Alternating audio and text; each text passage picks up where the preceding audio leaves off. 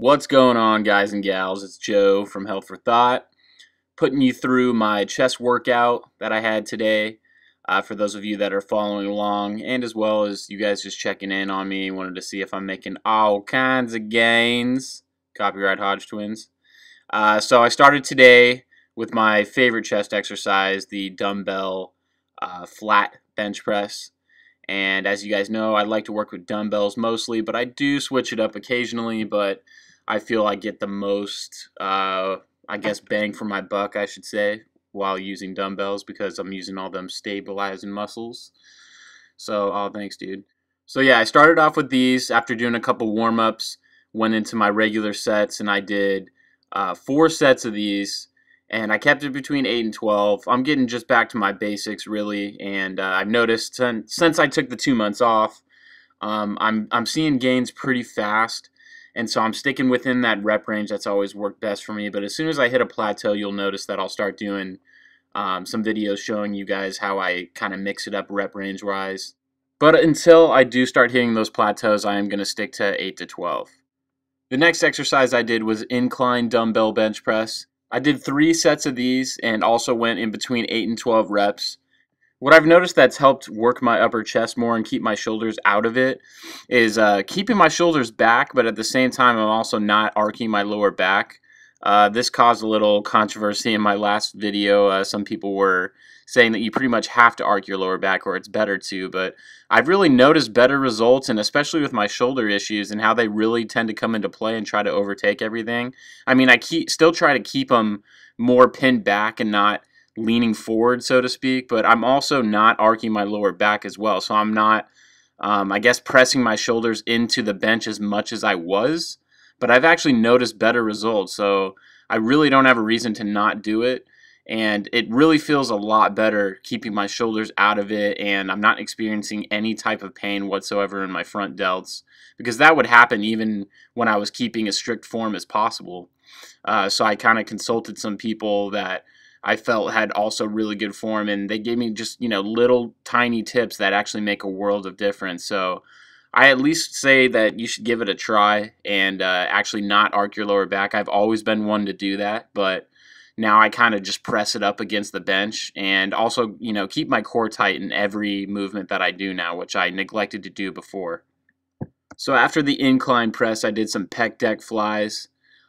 This same thing, like I was just talking about, what I'm really focusing on is actually pressing my lower back up against the bench there, and I'm sticking my chest out, but I'm trying not to also round my shoulders forward. So it's kind of, I guess it's kind of weird to think about pinning your back and trying to keep it back, but at the same time puffing your chest out. It's kind of a weird thing, but once you get used to it, it really helps you feel it in your chest more, and you might not be able to do as much weight as you're used to.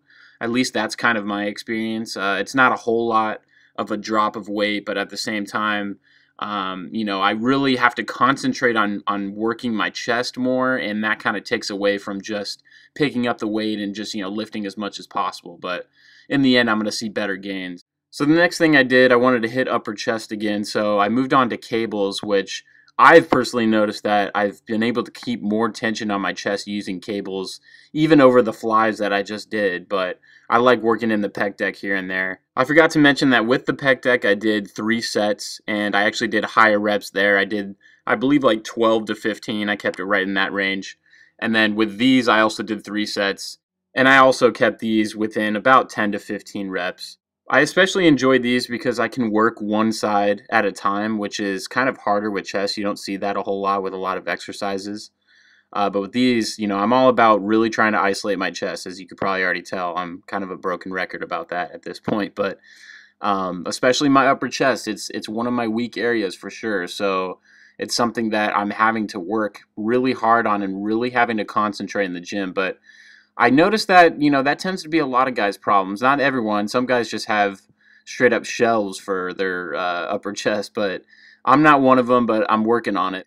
So because I enjoy the cables so much, I decided to do some just regular flies with the cable as well. And with these, it's really just, as dumb as it sounds, just picturing like you're hugging a tree. So for all you hippies out there, this should be nothing new. I also did 3 sets of these, did a little bit higher reps, even higher than the other cable exercise I just did, and kept these above 12, and really was just going for the pump, trying to stretch out those chest muscles. And I also added a drop set on the last set of this one. So after doing all the pressing and flies, I decided to hit my lower chest a little bit and do some weighted dips. I decided to try this machine. Usually I just do it with body weight, or I add like a dumbbell like in between my legs or something when I do them. But I felt this machine, it was actually pretty good, and kept the tension on my chest the whole time, and I'm really actually happy with it, so I'll be working it in occasionally, but I think I'm usually going to probably stick to just probably doing my body weight or adding a little bit of weight. Dips have definitely always been a favorite exercise of mine, but I definitely have to really be careful with them because of my shoulders. And how I even first hurt my left shoulder was doing dips incorrectly when I was younger and going way too low. So you really got to be careful and make sure you don't do that, because it's definitely a reoccurring thing after you hurt it once. So then you always have to be really careful not to re-injure it. So just stay away from injuring it in the first place and you'll be a lot better off, I promise. So this week I decided I wanted to do an arms day, so I'm going to be doing that Saturday, and of course I'll post the workout. So since I'm going to be having an arms day, I decided to only do a few sets for my triceps. So I decided to go with an underhand grip and do cable press downs. These are probably actually one of my favorite tricep exercises, especially with the underhand grip. Wait a sec. Do you guys see that? Look closely at the back of my arm. Looks like I got kicked by a fucking horse.